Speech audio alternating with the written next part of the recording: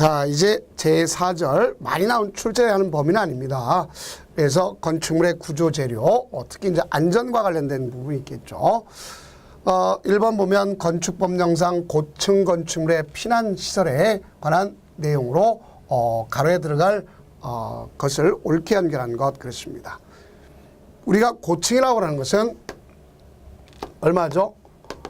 30층 이상이거나 4, 3, 12, 120m 이상이면 고층 건축물이죠.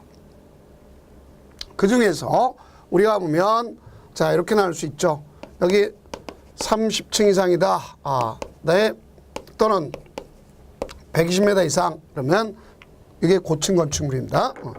그 이 고층 건축물 중에서 고층 건축 또다시 나눕니다. 이걸 넘어가면 초고층이 되는 게 있어요. 초고층은 50층 이상이거나 4, 5, 20, 200m 이상을 초고층이라는 겁니다. 그러나 그럼 요 사이에 있는 것, 요 사이에 고층이지만 초고층이 아닌 거, 요 사이에 있는 건 준초고층이라는 거예요. 그래서 이 중에 이제 안전 문제 때문에 초고층의 경우는 어떤 문제 생기는 거냐? 자 보세요. 여기 보면 63빌딩 63층은 초고층이죠. 그렇죠? 초고층 건축물이죠. 초고층 건축물이죠. 왜? 어느 하나 넘었잖아요. 그죠? 자, 그러면 만약에 이렇게 돼 있다면 얘는 준초고층이 되겠죠. 둘 중 하나니까. 자, 그래서 둘 중 하나 넘었기 때문에 초고층이 되는 거고. 그 다음에 피난층 또는 지상으로 통하는 직통계단과 직접 연결되는 피난안전구역을 지상층부터 최대 20개 층마다 1개 이상을 두도록 돼 있다 볼 수 있겠죠. 그래서 우리는 초고층 건축물은 가서 이게 자체로 보면 자 우리가 갔을 때 20이 아니라 30이죠. 30개 층마다 30개 층마다 이래 줘야 되겠죠. 30개 층마다 그러면 결국 여기면 30개 층 자 건물이 있다면 30개 층 30개 층마다 이게 층 30마다 가서 1개 이상의 피난 안전구역을 두도록 돼 있다 볼 수 있어요. 피난 안전구역. 자, 그래서 정답은 4번이네요. 4번. 자.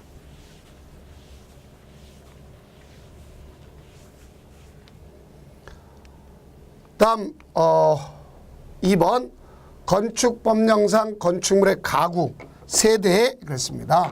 세대 등 간의 소음 방지를 위한 경계벽을 설치한 경우가 아닌가. 경계벽. 자, 숙박시설 간의 경계벽 당연히 있어야 되겠죠. 객실 간에.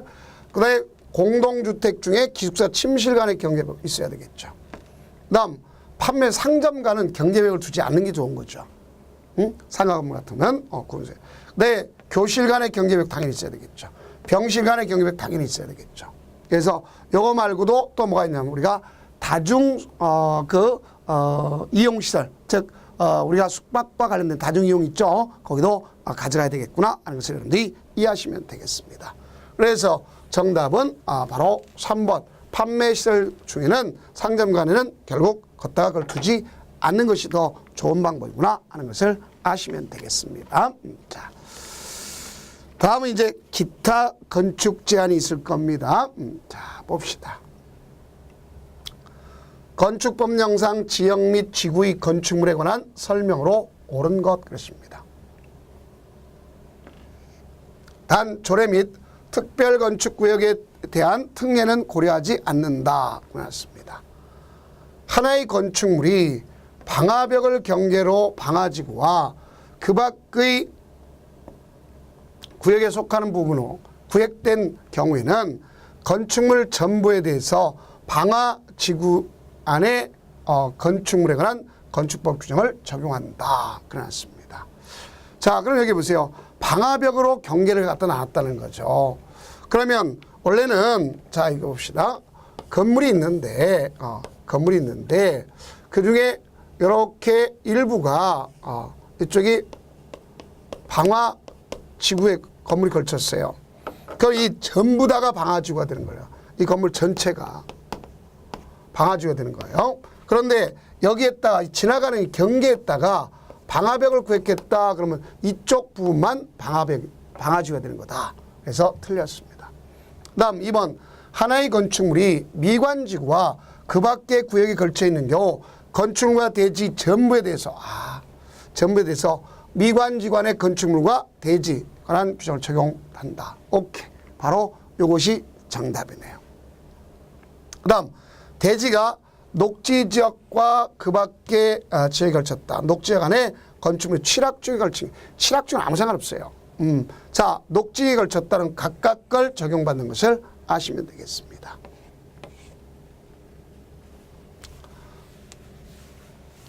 그 다음 4번 보면 시장군수는 도시의 관리를 위하여 필요하면 가로구역별 건축물의 높이를 조례로, 자 여기네요.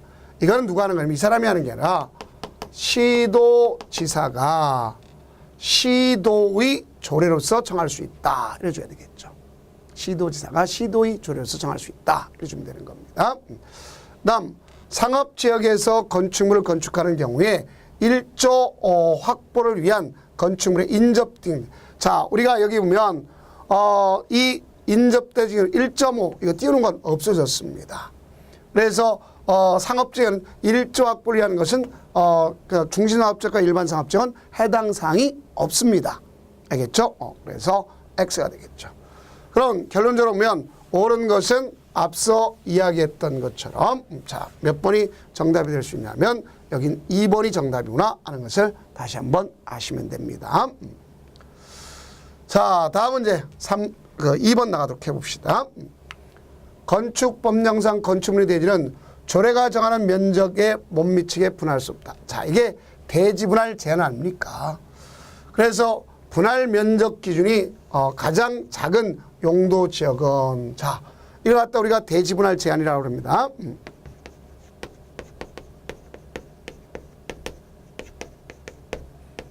이 대지 분할 제한인데 이 경우에 한번 보도록 해봅시다. 어떤 경우냐? 주거지역, 상업지역, 공업지역, 녹지지역, 기타 이렇게 볼 수 있어요. 주거지역은 60제곱미터, 상업, 공업은 150제곱미터, 녹지지역은 역시 우리가 쓸 때 200제곱미터, 기타 60제곱미터 이렇게 되는 거죠. 그럼 가장 작은 건 주거지역이 가장 작지 않습니까? 60. 그렇죠? 자, 이 상업, 공업 이 세 가지는 150, 녹지지역 200 아닙니까? 그럼 정답은 1번이구나 하는 것을 정확하게 이해할 수 있겠죠. 그냥 우리가 보면 이 건축법은 이렇게 암기가 되면 이해보다도 암기가 되면 가장 수월하게 점수를 맞을 수 있는 파트구나 하는 것을 아시면 되겠습니다. 다음은 3번 봅시다. 건축법령상 1000제곱미터의 대지에 건축한 다음 건축물의 용적률은 얼마인가 그랬어요. 자, 그러면 우리가 봤을 때 여기면 용적률은 어떻게 구하는지를 보면 되겠죠. 용적률은 대지 면적에 대한 건축물의 연면적 비율을 얘기하는 거 아닙니까? 그 이때 용적률 산정 시 연면적에는 얘가 들어가지 않는다는 걸 잘 아시면 되겠죠. 누군 들어가지 않습니까? 지하층은 들어가지 않는다는 걸 정확히 하시면 돼요. 그럼 여기에 지하층은 들어가지 않는다 했으니까 얘는 들어가지 않죠. 그럼 지상층이 5개층이 됐어요. 그럼 거기에 보니까 얼마나 갖다 놨냐? 건축 면적은 500이지만 자, 이게 뭐예요? 연면적이란 건 이 건축물의 연면적이란 건 하나의 건축물의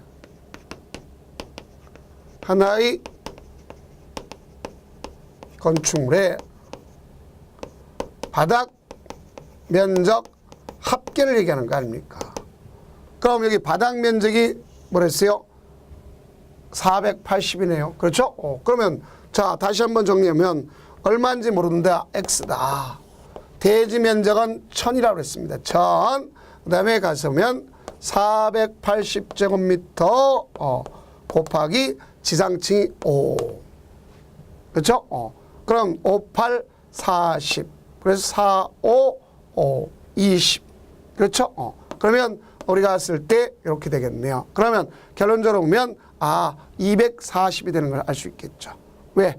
여기 지하층 들어가지 않는다 그랬고, 자, 1층 전부를 일종근색으로 사용한다 그랬지 않습니까? 그다음에 나가서 보면 지하층 들어가지 않죠. 그다음 지상층에 5개 층을 전부 업무시니까 5개 층만 들어가잖아요. 그렇죠? 그러면 이렇게 되면 이 자체는 우리가 했을 때 자, 정답은 딱 나왔네요. 자, 몇 번입니까? 5번이구나 하는 것을 2400. 2400. 그러니까 1번이다 하는 것을 아실 수 있겠죠. 자, 그래서 요게 요거죠. 100분율을 나타냈으니까 그래서 곱하기 100 하면 자, 요게 2400 나눌 1000 그랬잖아요. 그죠? 240. 자, 정확하게 보면 1번이구나 알 수 있습니다. 자. 그래서 여기서 주의할 거는 용적률에 대한 면적, 용적률이라는 건 대지면 건축물의 연면적이고 용적률 산정 시 연면적은 지하층 들어가지 않는다. 그 연면적은 하나의 건축물의 바닥 면적 합계를 갖다 얘기하는 거다. 그래서 바닥 면적을 주어진다 하는 거 아시면 됩니다. 다음은 이제 4번 문제를 나가보도록 해봅시다. 대지 면적이 160제곱미터인 대지에 건축되고 되어 있고 각 층의 바닥면이 동일한 지하층 필요 없고 지상층 3층. 그러면 평면 지붕 건축물로서 용적률이 150%라고 한다. 용적률이 얼마? 150%.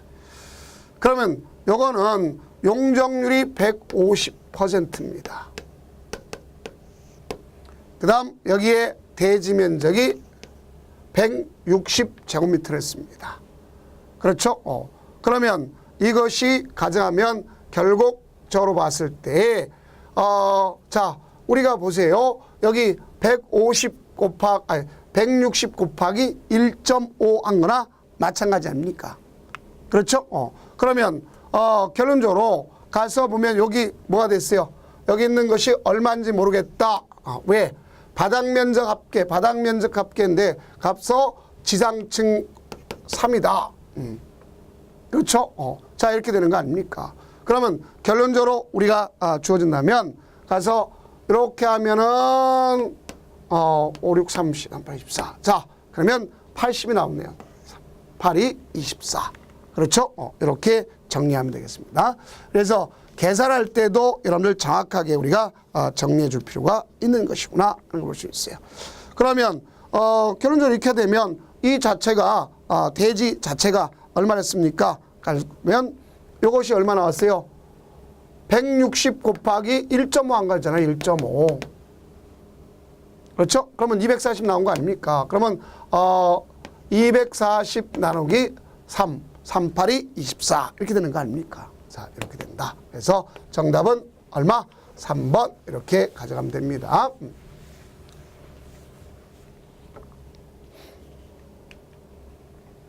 다음 이제 5번 문제를 봐보도록 해봅시다. 건축법령상 건축물의 면적 및 층수의 산정 방법에 관한 설명으로 옳은 것을 모두 고른 것 그랬습니다. 공동주택에 지상층에 설치한 전기실 면적은 바닥면 산입하지 않는다. 오케이. 맞는 겁니다.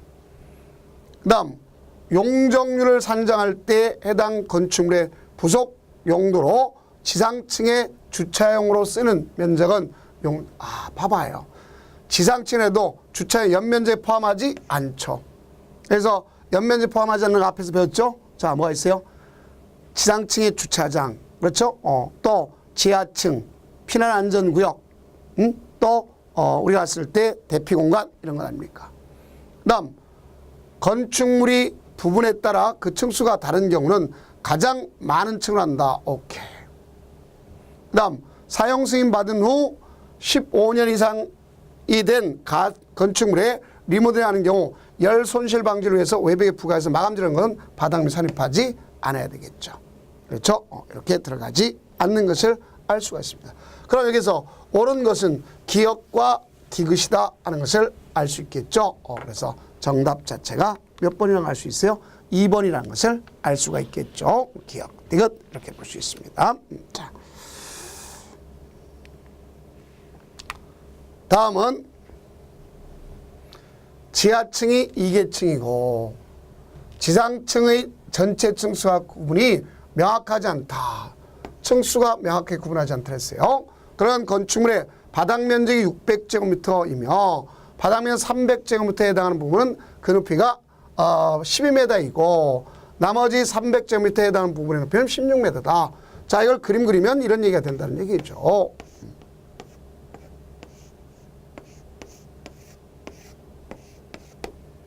이런 얘기가 된다는 얘기죠. 그래서 보면 여기 있는 이 바닥 면적이 이게 600제곱미터인데 그 중에 한쪽에 300제곱미터는 요게 16m. 이쪽에 300제곱미터 요놈은 12m라 했죠. 그럼 자, 우리가 층수를 모르면 4m로 나눕니다. 그럼 4, 4, 16 4층이고 여기는 4, 3, 12 3층 아닙니까? 그러면 많은 층을 따라가겠죠. 그럼 정답은 바로 여기 있는 것으로서 4층이구나 이렇게 볼 수 있겠죠. 4층. 자.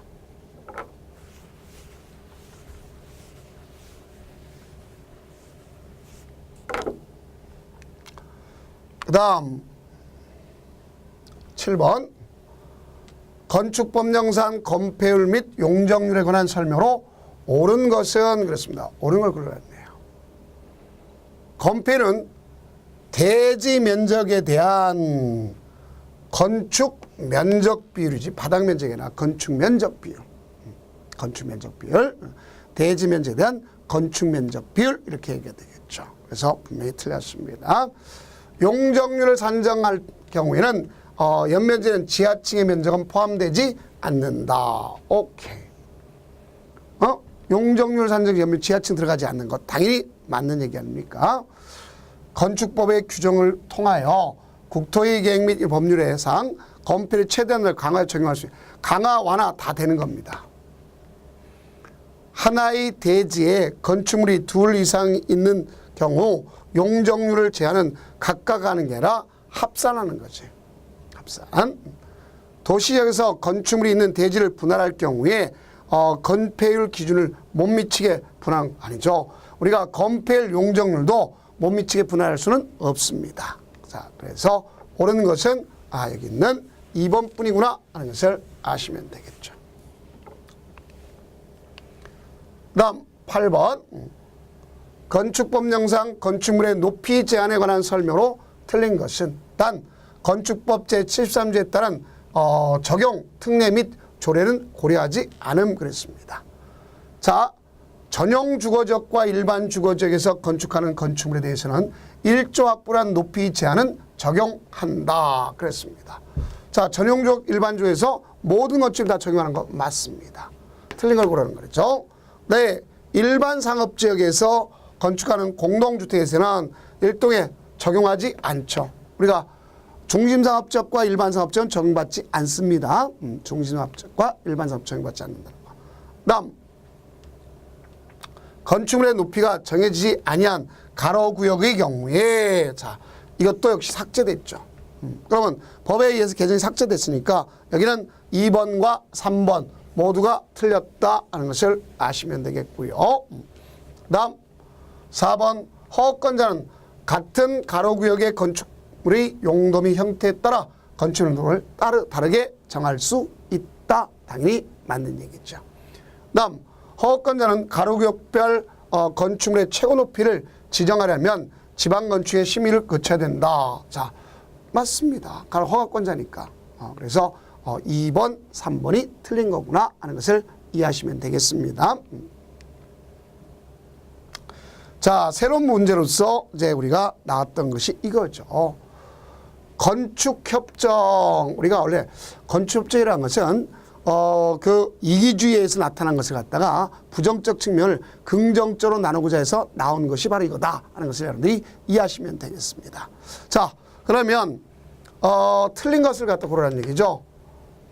건축물의 소유자 등은 전원의 동의로서 우리가 건축이라든가 리모델링이라든가 이런 거 할 때 가져가는 겁니다. 자, 그래서 틀렸네요. 자, 뭐라 했어요? 전원의 동의가 돼야 된다.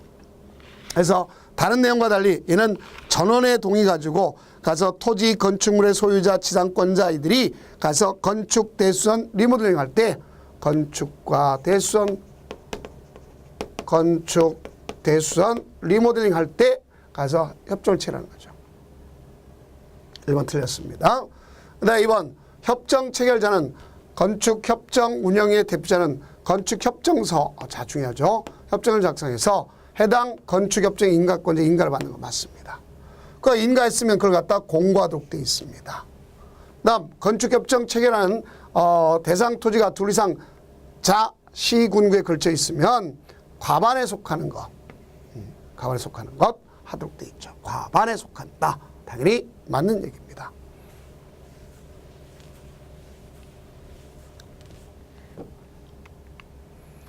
그 다음 5번 보면 협정 체결자 또는 건축협정 운영위원회 대표자는 건축협정을 폐지하는 경우 역시 과반수의 동의를 얻어서 인가받도록 되어 있다 볼 수 있습니다. 그래서 정답 자체는 1번이 틀렸구나 하는 것을 아시면 되겠죠. 자, 이러면서 이제 우리가 건축법은 다 마쳤고요. 이제 주택법에 관한 사항임을 알 수 있죠. 자, 그러면 우리가 이제 주택법의 경우를 갖다 나가는데, 자, 주택법도 역시 건축법과 똑같이 몇 문항이 출제되느냐? 바로 7문항이 출제된다 하는 것을 꼭 여러분들이 염두에 두시기 바랍니다. 자, 몇 문항? 7문항이 출제된다 하는 것 꼭 정리해 두세요. 자, 그래서 우리가 이제 일반적 형태에 있는 내용하고 좀 차이가 있을 수도 있다는 걸 알 수 있습니다. 자, 그럼 한번 보도록 해봅시다. 총칙은 대개 용어 정의와 관련된 부분이 많습니다. 주택법령상 세대 구분형 공동주택 건설 기준. 자, 우리가 세대 구분형이란 건 이 구분 소유된 갑의 예를 들어서 집합 건물에다가 그 중에서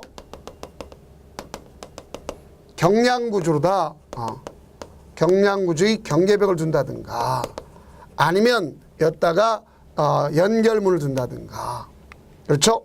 그 다음 여기에 별도로 욕실과 부엌을 둔다든가 그 다음에 현관을 별도의 현관을 갖다 두게 되면 이 사람들은 바로 여기 본래적으로 사용하고 있던 알겠죠? 사용하고 있던 것과 차이가 있게끔 하는 거다. 그럼 이때 애들이 차지하는 비율은요.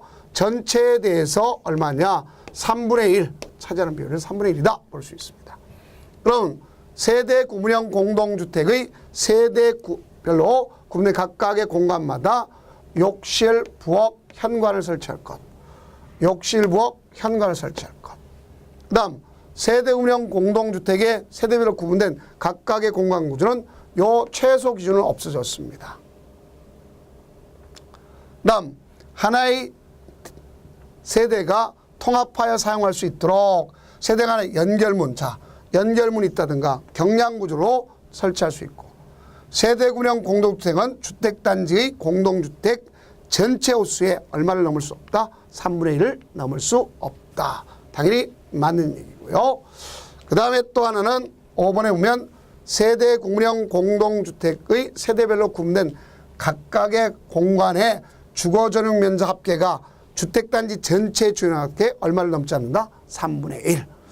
그러면 이건 만약에 주택의 세대수를 따질 때도 여기는 설치 기준의 세대수 따질 때 여러 개 나눴더라도 하나로 본다는 것 정확하게 우리가 인지하면 되겠습니다. 자, 그래서 정답은 2번이 틀렸구나 하는 것을 아시면 되겠죠. 오늘날 그 기준 자체가 없어졌다 하는 것을 보시면 되겠습니다. 다음 2번 주택법령상 도시형 생활주택에 관한 설명으로 틀린 것은 그렇습니다. 도시형 생활주택은 어디서 지어야 되죠? 도시지역에서 짓는 거죠. 도시지역에서. 다음 300세대 미만을 짓는 거죠. 네, 국민주택 규모. 자, 1호 1세대당 80제곱미터 이하. 그래서 이걸 갖다가 주어지는데 이게 수도권의 경우는 100제곱미터까지 가져갈 수 있어요. 뭔 경우? 수도권의 경우는. 알겠죠? 자, 그러면 1번에 보니까 도시형 생활주택은 300세대 미만이어야 된다. 맞는 얘기죠. 응? 당연히 맞는 얘기입니다.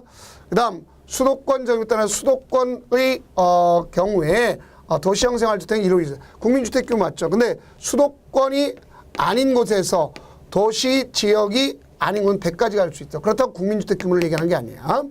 그러면 국토의 계획 및 법률에 따라서 도시지역에 건설하는 세대별 주거주택 면적이 80제곱미터 이하인 아파트는 도시형 생활주택에 해당하지 않습니다. 그 다음 도시형 생활주택 분양가 상한제를 적용하지 않는 거 당연히 맞습니다. 분양가 상한제 적용받지 않아요. 다음 준주거지역에서 도시형 생활주택인 원룸형 주택과 도시형 생활주택이 아닌 주택 1세대. 자, 1세대는 85제곱미터를 초과해야 된다. 이렇게 법이 개정됐습니다. 어쨌든 같이 질 수가 있습니다. 알겠죠? 이렇게 우리가 정리하면 돼요. 자, 그래서 앞서 얘기했던 것처럼 이건 틀린 것은 뭐가 틀렸다고 하시면 여기 있는 자체에 대해서 뭐가 틀렸다고 그랬어요. 자, 기본적인 형태에 대한 것은 다 같지만 그렇죠? 뒤에 있는 것 중에 이런 부분의 것 함께 건축할 수 있다 그래야 되겠죠. 그래서 정답은 몇 번이 되냐면 5번이 틀렸구나 그런 것을 알 수 있겠죠. 건축할 수 있다 그래야 되겠죠. 다음 3번 주택법령상 주택단지가 일정한 시설로 분리된 토지는 각각 별개의 주택단지로 본다. 그 시설에 해당하지 않는 것은 자 사업계획 승인 얻은 일단의 토지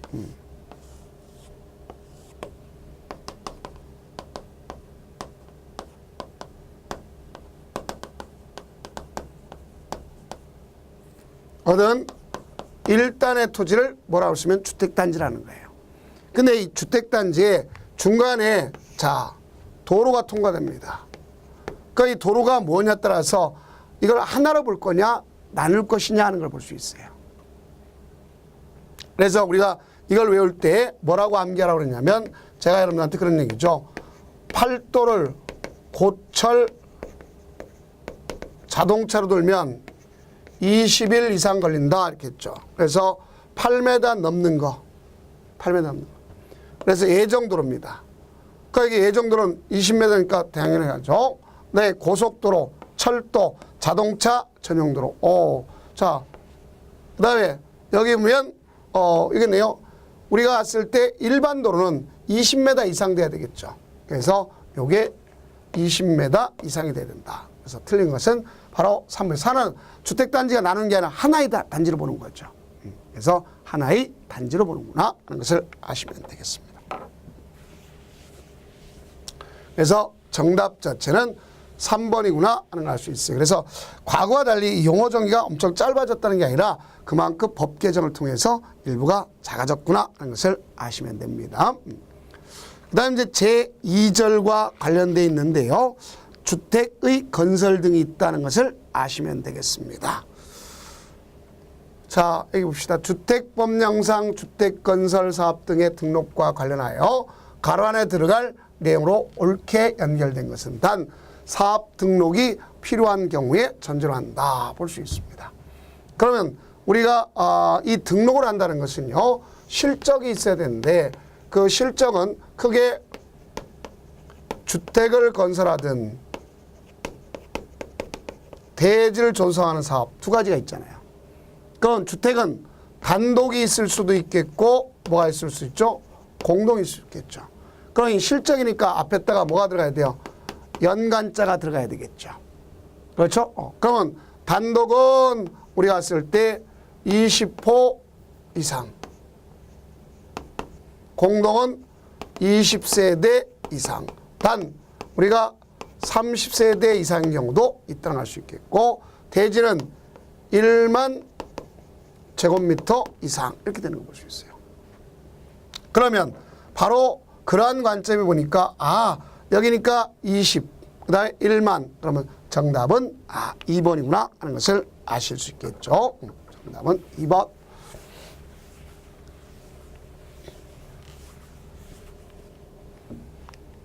다음 2번 보도록 해봅시다. 주택법령상 주택조합에 관한 설명으로 옳은 것은 그랬습니다. 1번 국민주택을 공급받기 위해서 설립한 직장주택조합을 해산하면, 자 봐봐요. 공급받기 위해서 했다면 인가가 아니라 뭐 받으면 신고하는 거고, 해산 역시 신고하는 겁니다.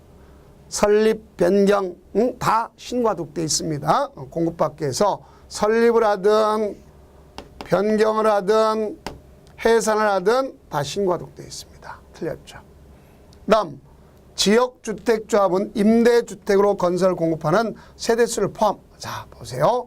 여기는 임대주택은 포함시키지 않고요. 건설 예정 세대수의 얼마냐.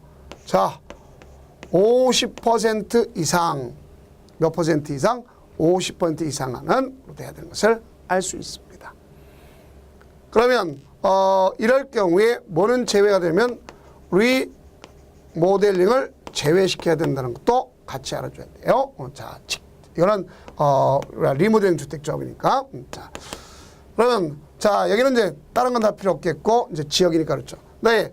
리모델링 조합의 경우는 공동주택 소유권이 수인이 공유의 소유권, 그 수인 모두가 아니라 자 보세요. 우리가 누구를 기점으로 했어요? 대표하는 한 사람 기점이 되겠죠.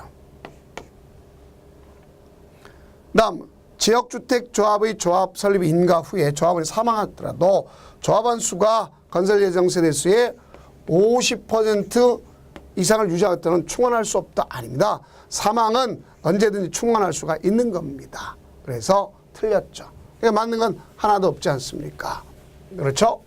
그러면 자 여기 5번에 보면 지역주택조합 설립 인가받은 후에 조합원을 추가 모집한 경우에는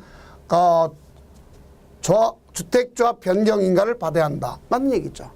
우리가 변경에는 새로운 행위를 했을 분명히 그럼 새로운 행위는 다시 받아야 한다. 걸 꼭 정리하면 이 문제는 쉽게 넘어갈 수 있지 않습니까? 자, 그래서 정답 5번 되겠습니다. 그래서 자 정답 5번.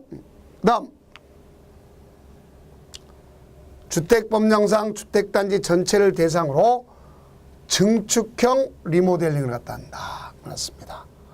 우리가 여기는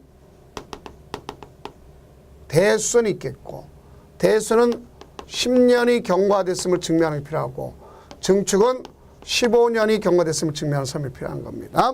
자, 그 다음에 리모델링 주택조합을 설립하려는 경우에 조합설립 인가신청이 제출할 첨부 서류가 아닌가. 창립총회 회의록이 있어야 되겠죠. 조합원 전원이 자필로 연명한 조합계획서가 있어야 되겠죠. 자, 토지 사용 승낙서가 아니라 여기는 결의서가 있어야 돼요. 토지 사용 승낙서는 지역이나 직장 주택 조합이 할 때 필요한 겁니다. 지역이나 직장 주택 조합이 할 때 필요한 사항이구나 이렇게 하시면 돼요. 네, 이거는 증축이니까 15년이고 대수리면 10년 했죠. 조합원 명부 당연히 있어야 되겠죠. 그래서 틀린 것은 3번이구나 하는 걸 정확하게 인식할 수 있겠죠. 4번 주택법령상 지역주택조합 총회의 필수적 의결사항에 해당하지 않은 것. 조합의 임원 선임해임. 자, 임원은 소위 우리가 직접적인 것에서 관련돼 있죠. 그 다음 가서 보면은 사업비의 조합원별 분담 내역, 돈의 문제. 주택상환사채의 발행, 이거는 국토장관한테 받아야 되겠죠. 그래서 3번이 틀렸구나 하는 것을 알 수가 있습니다. 자, 이거는 X가 되겠죠.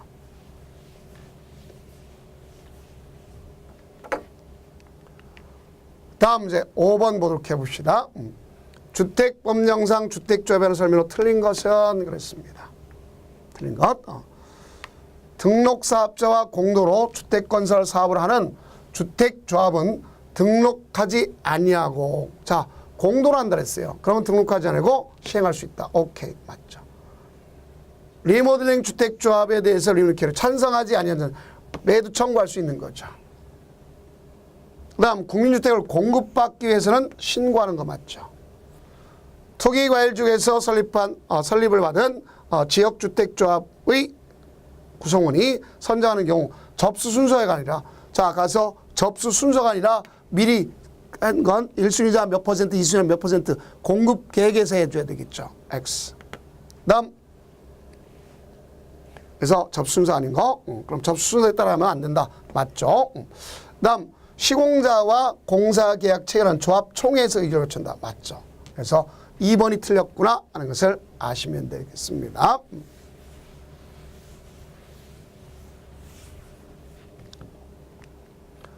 다음 이제 6번 문제를 보도록 해봅시다. 6번 문제. 지역주택조합에 관한 설명으로 옳은 것 그랬습니다. 등록사업자 공도로 주택건설 사업을 하는 조합은 국토장관의 등.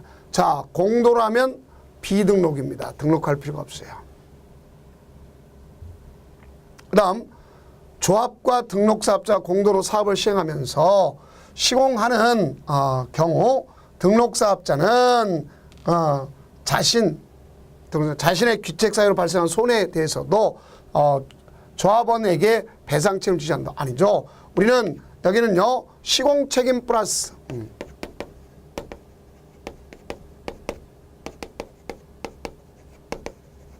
손배 책임도 져야 된다. 알 수 있어요. 손해배상 책임도 같이 져야 된다. 시공 책임 플러스 손배 책임. 그 다음 조합 설립 인가 신청일부터 해당 주택조합에 입주 가능일까지 주거전용 면적 80제곱미터의 주택을 일체 보호하고 있다. 6개월 동안 지역에 가입한 세대주는 조합원의 자격이 있다. 맞습니다. 요때 과거에 이때 출제 당시는 이것이 60이었는데 지금 85제곱미터 이하 유주택자도 가능하다는 걸 꼭 아시라 합니다. 그러니까 맞는 얘기죠. 유주택자도 가능한 겁니다. 다음 또 하나는 과거는 안 됐지만 지금 가능한 거. 자, 조합 설립 인가받은 후 승인을 얻어 조합원을 추가 모집하는 경우 추가 모집되는 자의 조합원 자격 충족 여부는 조합 설립 인가 신청 기준으로 한다. 오케이. 그래서 과거에 이것만 정답이었지만 지금 법 개정돼서 3번도 정답이고 조합원의 사망으로 인해서 조합원 지위를 상속한다. 뭐 무주택자 필요 없어요. 무조건 상속은 사망의 개시원이 되니까 다 가질 수가 있는 것이구나 알 수 있겠죠. 그래서 정답은 3, 4번이구나 하는 것을 정확하게 인지하면 되겠습니다. 자, 그다음에 7번 봅시다. 주택법령상 인가대상 행위가 아닌 것 그랬습니다. 인가대상 행위가 아닌 것. 그러면 조합 지역주택조합을 갖다가 설립을 하든 변경을 하든 해산하든 인가죠. 잘못된 주택 설립, 변경, 해산하든 인가. 자, 국민주택을 공급받기 위해서 했으면 신고했잖아요. 그렇죠? 그러면 이거네요. 나머지는 다 인가받고 인가받도록 되어 있습니다. 그래서 정답은 3번이구나 하는 걸 정확하게 이해할 수 있겠죠. 그래서 이렇게 가져가는 것을 꼭 유념해 두시기 바랍니다. 자, 다음 8번. 주택법령상 가로 안에 들어갈 내용으로 옳게 연결된 것은 단 주택 외의 시설과 주택을 동일한 건축물로 건축되지 않음을 전제로 한다. 그렇습니다. 여기 가장 키포인트는 이거네요. 한국토지주택공사. 자, 보세요. 우리는 이제 이렇게 주는 것을 정확하게 좀 인지하면 문제를 쉽게 풀 수 있습니다. 자, 여기 보면 우리가 이 사업계획 승인인데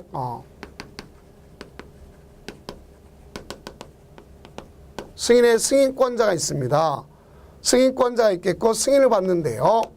자, 우선 제일 먼저 10만 제곱미터를 기점을 합니다. 그래서 여기는 시도지사, 대도시, 시장이 하는 것이고 10만 제곱미터 미만이면 특광자, 시장, 군수가 하는 거예요. 특광자, 시장, 군수가. 그 다음에 이제 국토장관이 했으면 어떤 경우냐. 국가 LH공사, 이게 중요한 거죠. LH공사. 그러면 국책 사업에 의해서 하게 되는 것들은 다 국토장관이죠. 그러면 자, 여기 보니까 LH공사가 있네요. 그러면 이건 누구한테 받아야 돼요? 국토장관한테 받아야겠죠. 국토장관. 그 다음 비광역시에서 C구. 자, 그런 지역균형을 국토장관이 지었네. 국토장관한테 받아야 되겠죠. 응? 그래서 이렇게 되죠. 그러면 이런 경우에는 결국 누구한테 받느냐? 국토장관한테 받는 것이구나 하는 것을 아시면 되겠죠. 그래서 정답 자체는 국토장관이 되겠습니다. 자, 그래서 요 정답 자체가 이렇게 되겠죠. 1번이 되겠죠. 그래서 양자다 다 국토장관이 되는구나 이렇게 보시면 되겠습니다. 자, 다음은 여기 이제 주택건설 등에서 착공과 관련되는 거죠. 그러면 사업주체 갑은 사업계획 승인권자 을로부터 주택건설 사업을 분할하여 시행했다. 자, 보세요. 여기를 갖다 이렇게 분할해서 했다 그랬죠. 갑이 하는 겁니다. 을로부터 갑이 승인받아서 하는 거죠. 그럼 승인권자는 이 사람이죠. 승인권자 이 사람 승인했으면 그걸 갖다 고시해야 될 거 아닙니까? 그럼 고시해야 된다. 맞죠? 틀린 걸 그러니까. 갑은 최초로 공사를 진행하는 공구 외에는 자, 최초는 몇 년에 5년, 그 다음부터는 2년 내는 거 아닙니까? 자, 맞고 그다음에 갑이 소송 진행으로 해서 착수가 지연됐어요. 그럼 여기 착공을 해야 되는데 이 착공이 지연됐다 그러면 1년 범위 내에서 연장하는 걸 볼 수 있겠죠. 자, 틀렸네요. 응? 밑에가 틀렸죠. 1년. 요게 1년 범위. 1년 범위 내에서 해야 되겠죠. 그래서 3번은 자, 9번의 정답은 3번이구나 볼 수 있어요. 그 다음 4번 보면 주택 분양 보증을 받지 않은 갑이 파산했다. 그러면 가서 취소할 수 있고 이걸 보증을 만약에 받았다면 취소할 수가 없는 거예요. 보증받지 않았기 때문에 취소할 수 있는 겁니다. 그거 아셔야 되겠죠. 그 다음 갑은 최초로 공사를 진행하는 공구 외의 공구에서 해당 공동주택 최초의 착공 신고일부터 2년이 지났음에도 자, 우리가 최초 착공했어. 그러면 안 했다. 그 뒤에 걸 취소할 수 있는 것은 아니다. 이렇게 보시면 되겠습니다. 자, 이것이 바로 여기에 관한 사항임을 알 수 있겠고 나머지는 뒤에 이어서 나가도록 하겠습니다.